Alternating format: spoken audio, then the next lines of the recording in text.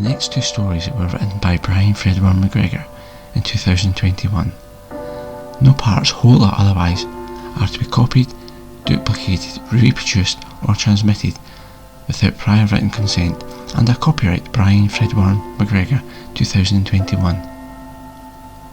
Although these stories are fictional, please consider whether or not they would be suitable before continuing, as both have themes running throughout with various emotional elements as part of their act.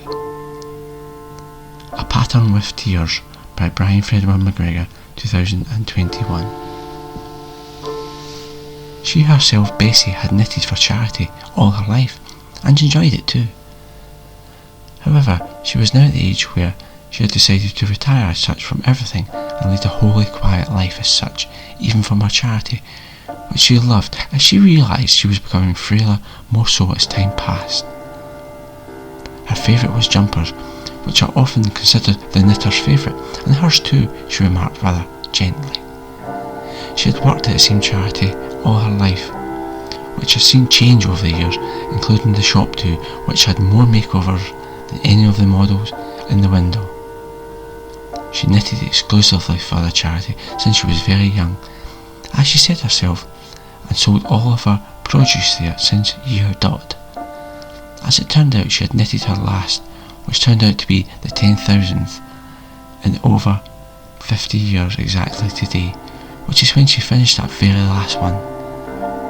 She had one unusual request at the last second, which she agreed to immediately, as she was asked to repair a jumper, a very old one, made by an expert, although they were much younger when it was made. Naturally, Bessie was flattered to be repairing a jumper for an expert who had knitted it many moons ago. At any rate, Bessie finished her jumper, that 10,000th one, rather quickly. I mean, she had been doing this a while and excelled at it. She handed over the jumper with a tear in her eye, realising it was her last, which she remarked rather sadly. Bessie then adds nothing could make this day more special than this award for serving the shop 50 years. She was then reminded she wasn't done yet, so don't get comfy, as everyone around her laughed rather loudly. Bessie then says, "Yes, I know, I have the repair job to be done now." "Okay, I will do it just now." At which point she was handed a jumper which she immediately took a fancy to. Bessie then says, "This is beautiful, I will repair this right away." In fact, just now. She checks the jumper over and over and says, "Oh my, there's a mistake. There's no holes or tears in this at all. It's the wrong one." The staff then adds, "Check the label. You hadn't made sure that's intact." Bessie then says, "Oh yes, of course, silly me." She checks the label, then near enough faints. Bessie adds, It's one of mine." The staff then adds, "Yes, we know. It's the first one you ever knitted for us 50 years ago. It's never been worn and it's brand new. We found it in the loft, sealed fresh as fresh can be, under the insulation. What else we were fixing the insulation itself up there." Bessie, well, she looked away, teary-eyed, before saying, "Nothing will ever compare to this moment." And she put the jumper on, then sniffs with tears dripping off her chin, before finally adding, "It even fits me still." Thank you. Every thank you after that then became progressively quieter. Thank you. The end of story 1 of 2.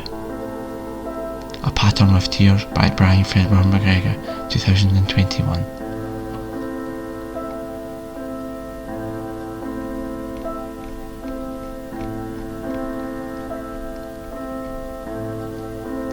Story 2 of 2. The Real Operator by Brian Fredwell MacGregor, 2021.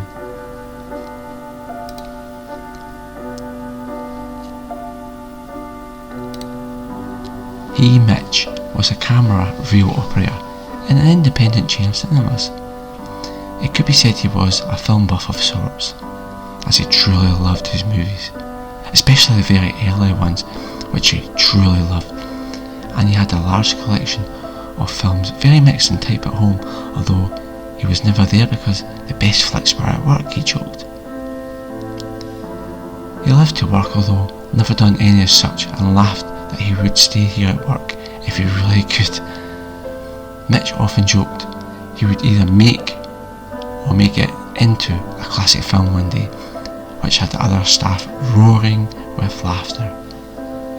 The benefit was he got to see every film he played at work, as obviously he had to make sure they ran smoothly for the paying customers.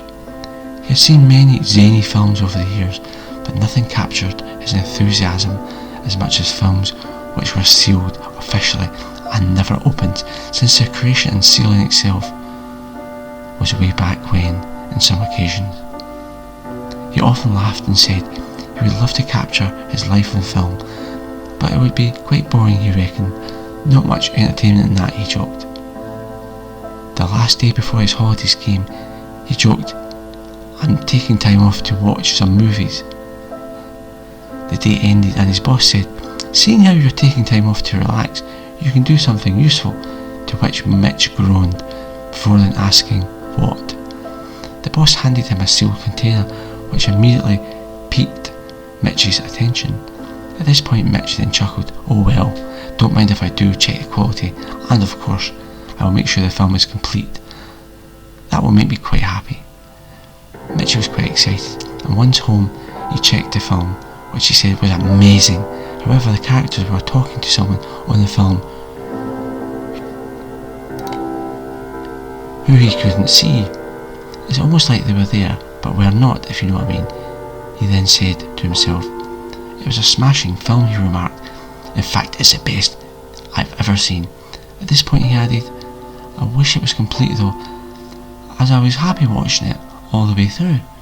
He got comfy on his couch before abruptly falling asleep after he had been at work all day, and simply conked out at the very end of this movie, but not before writing on the container, "Checked and fabulous," then signed it.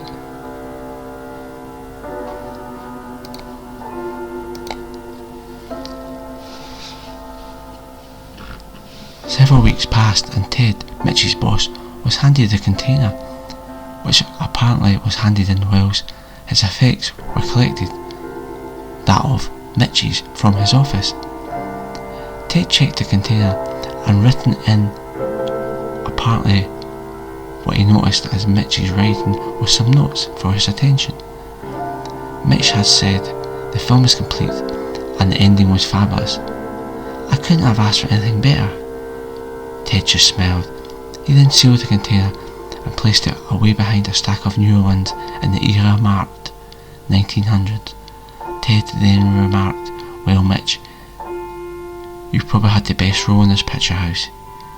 He adds a little teary-eyed, in that Mitch wouldn't be coming back, before then walking off down the corridor. Ted later realised Mitch really did, and after watching the movie it was rediscovered, then sold for an undisclosed high value sum at auction. However, the main character to this day was never credited, although Ted remembers them well.